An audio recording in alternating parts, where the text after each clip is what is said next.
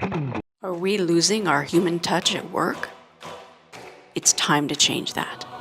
We think we get joy and meaning out of a job, but actually we bring the meaning and the joy to the job. You are the joy of your work.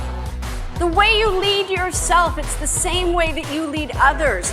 If you don't see hope and optimism in your life, in your work, you cannot inspire hope or optimism in anyone else. It's time to own who you are so that you can be real to others and lead through empathy.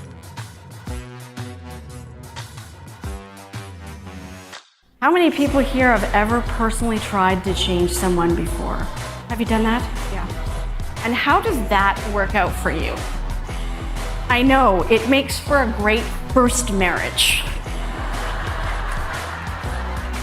Or second or third for those of us who are slow learners.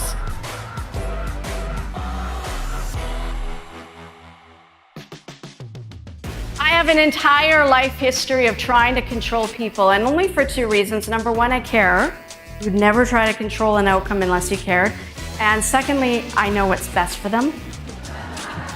It's like a good friend of mine has had 4 husbands. I said to her, what was wrong with all those men? Because who's the common denominator? Everywhere you go, there you are. You see, if your worth is tied to your work, if your work is up and down, then you will be too. We will tend to do urgent things instead of the important things. But if we did the important things, the urgent things, they would tend to go away.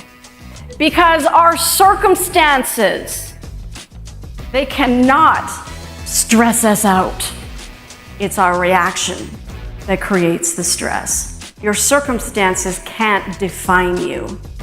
Most workplaces turn humans into walking job descriptions, where our personality, it goes into witness protection. We're so busy performing that we've forgotten how to actually show up. Here's all people really want from us. It's one simple thing. They want our presence. Be here with me now. See me not as a job description or balance sheet, because we are a shared humanity. We have a lot more in common than any of our differences. We learn from contrast. So whenever you're working with someone, they have different styles, different ways of doing things. We will learn through and from that contrast. You see, we don't grow despite our differences or despite challenges. We grow because of them.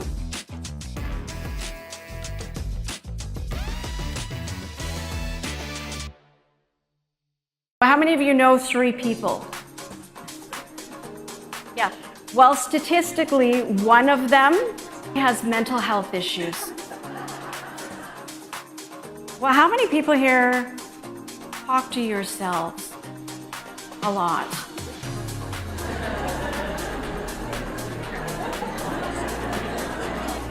So everyone in this room, you have a voice in the back of your head. Some of you are like, what voice? That's the voice. That voice is predominantly negative. Over 75% of that voice is negative, and over 90% of what it says is the same thing it said yesterday, 10 years ago, 20 years ago. So it works like this. We have thoughts which you think them over and over again. They become beliefs. Those beliefs turn into habits, and they become a part of your character. So we live in more like an autopilot. Most of it is unconscious, not conscious, but a lot of those behaviors is really why we don't reach our potential.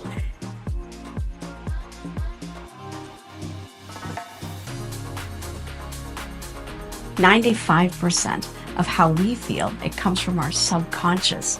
Self-awareness is key to make unconscious beliefs and patterns conscious.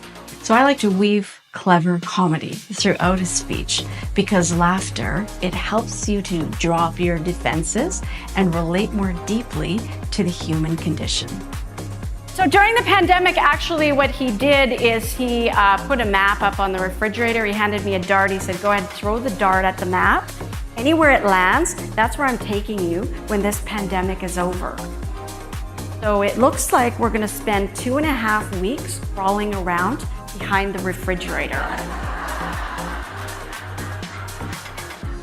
And you know, the hard part about the pandemic for me is, public health protocol kept changing all the time.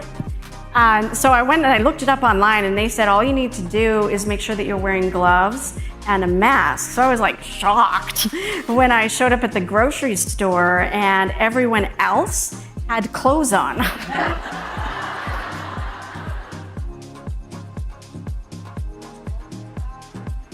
I've presented for hundreds of Fortune 500 companies, and I've seen how we accidentally disconnect from our authentic selves. If your brain feels like a browser with 47 tabs open and you long for connection and belonging, this will give you relief. For 20 years, I've made it my #1 job to find the most extraordinary speakers that can educate, entertain, and inspire. And we hit the jackpot this year with Jody Urquhart. Her presentation was absolutely brilliant. It was a humorous presentation, and there was substance. What I appreciated was people took home ideas they could use in their job the next day. Focus on where you're headed, not where you're at. Focus on what you like about life and yourself and your work, not on what you don't like. Believe in people. Don't worry about them. So happiness is really important to me. And I like to help people find it because it's a state of being. Not something you earn, it's something that you are. It's something that you own. So for us to be there more often, we have to just really quickly understand this thing about taking care of ourselves. We do not do a good enough job of that. So to take care of yourself, you have to take care of 3 things in a very steady, consistent way. Here's what they are. You have to eat properly, you have to sleep, and you have to drink water. But most people don't do all 3 things in a consistent way. And as a result of that, statistically, we will make decisions on emotion, not logic. We tend to create problems instead of solving them. In other words, you don't need to file for divorce when all you needed was a sandwich.